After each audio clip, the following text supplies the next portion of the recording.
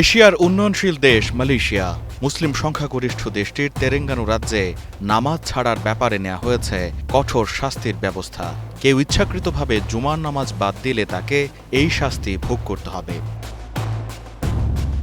রাজ্য সরকার জানায় কোনো কারণ ছাড়া জুমার নামাজে অনুপস্থিত থাকলে অপরাধীকে প্রথমবার সর্বোচ্চ 2 বছর পর্যন্ত কারাদণ্ড বা 3000 রিঙ্গিত জরিমানা কিংবা উভয় দণ্ড ভোগ করতে হবে।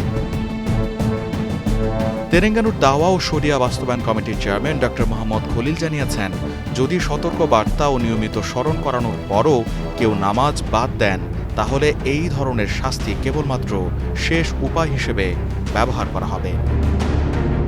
সোমবার তেরেঙ্গানুর ক্ষমতাসীন দল pan Malaysia Islamic party pass এই ঘোষণা দেয়। অবশ্য এমন উদ্যোগ নতুন নয়, রাজ্যটিতে আগে থেকে ছিল এমন আইন। আগে ধারাবাহিকভাবে 3টি জুমার নামাজে অনুপস্থিত থাকলে 6 মাসের কারাদণ্ড অথবা সর্বোচ্চ 1000 রিঙ্গিত জরিমানার বিধান ছিল।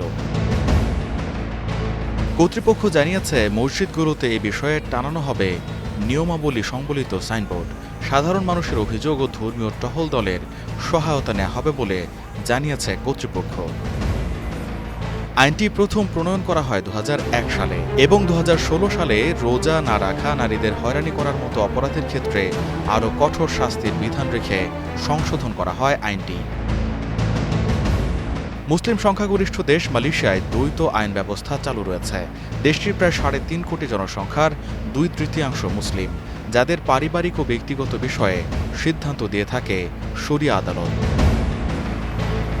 গোলাম কিবরিয়া, স্টার নিউজ।